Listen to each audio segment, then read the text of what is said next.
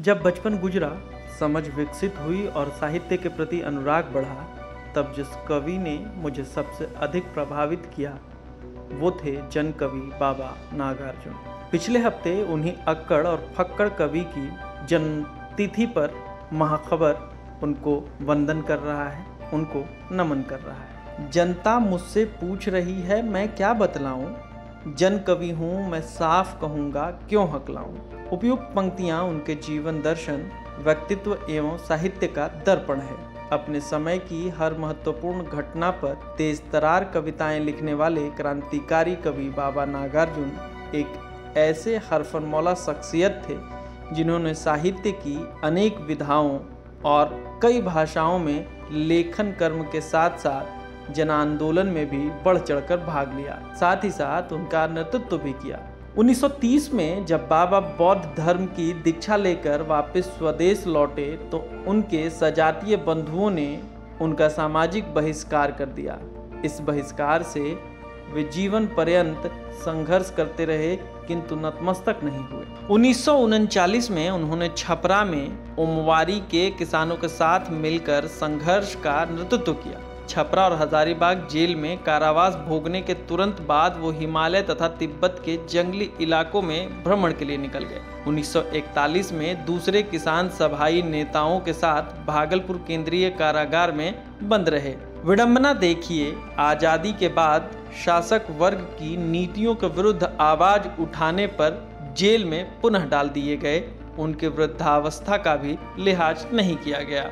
वहीं एक और वो कहते हैं, रोजी रोटी हक की बातें जो भी मुंह पर लाएगा, कोई भी हो निश्चय ही वो कम्युनिस्ट कहलाएगा। वहीं दूसरी ओर सन 1962 में चीनी आक्रमण के समय प्रतिबद्ध वामपंथी होते हुए भी उन्होंने कम्युनिस्ट नेताओं को उनकी चीनी भक्ति के लिए जमकर कोसा और स्वयं को धिक्कारते हुए कहा, आज मुझे दुख है कि मैंने उन कठपुतली वामपंथियों का समर्थन किया जिनकी डोर चीनी शासकों के हाथों में है और जो सिवाय अपने स्वार्थ के वामपंथ का ककहरा भी नहीं जानते।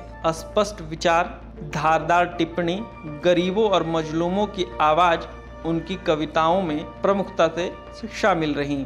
हिंदी कविता में सही मायनों में कबीर के बाद कोई फक्कड़ और जनकवि कहलाने का उत्तराधिकारी हुआ तो वो बाबा नागार्जुन थे।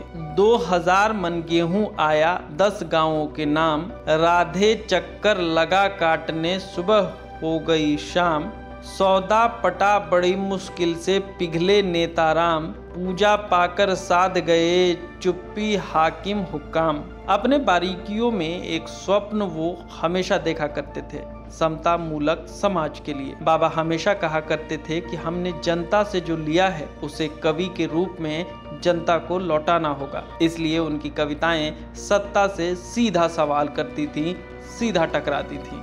बापू के भी ताऊ निकले तीनों बंदर बापू के, सरल सूत्र उलझाऊं निकले तीनों बंदर बापू के, सचमुच जीवन दानी निकले तीनों बंदर बापू के, ज्ञानी निकले ध्यानी निकले तीनों बंदर बापू के, जल थल गगन बिहारी निकले तीनों बंदर बापू के, लीला के गिरधारी निकले तीनों बंदर बापू के। 1975 में जब आपातकाल लगा, नागरिकों के मूल अधिकार जब्त होने लगे, लोगों को जेलों में ठूसा जाने लगा, अभिव्यक्तियां बुरी तरह कुचली जा रही थीं, लोगों को बोलने की आज़ादी नहीं थी। ऐसे में बाबा, जो अपने स्पष्टवादी छवि के लिए जाने जाते थे, निर्भीकता पूर्वक अपनी कविताओं के जरिए सवाल पूछे, क्या हुआ आपको, क्या हुआ आपको, सत्ता के नशे में भूल गई बाप को, इंदू जी क्या हुआ आपको। बाबा नागार्जुन कई अर्थों में एक साथ सरल और बीहड़ दोनों तरह के कवि हैं।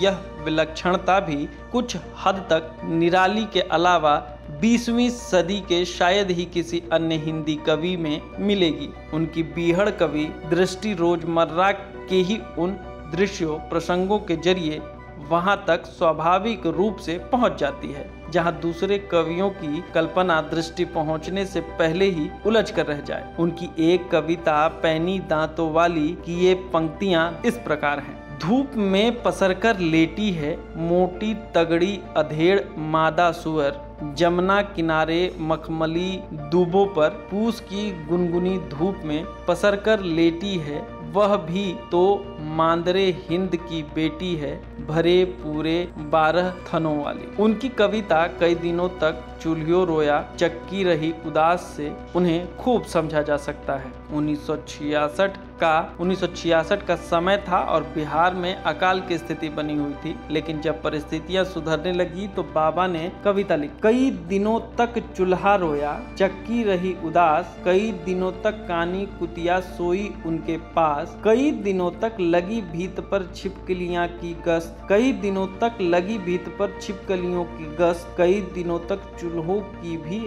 हालत रही शिकस्त, कई दिनों तक चूहों की भी हालत रही शिकस्त। दाने आए घर के अंदर कई दिनों के बाद, धुआं उठा आंगन से ऊपर कई दिनों के बाद, चमक उठी घर भर की आंखें कई दिनों के बाद, कौवे ने खुजलाई पंखें कई दिनों के बाद।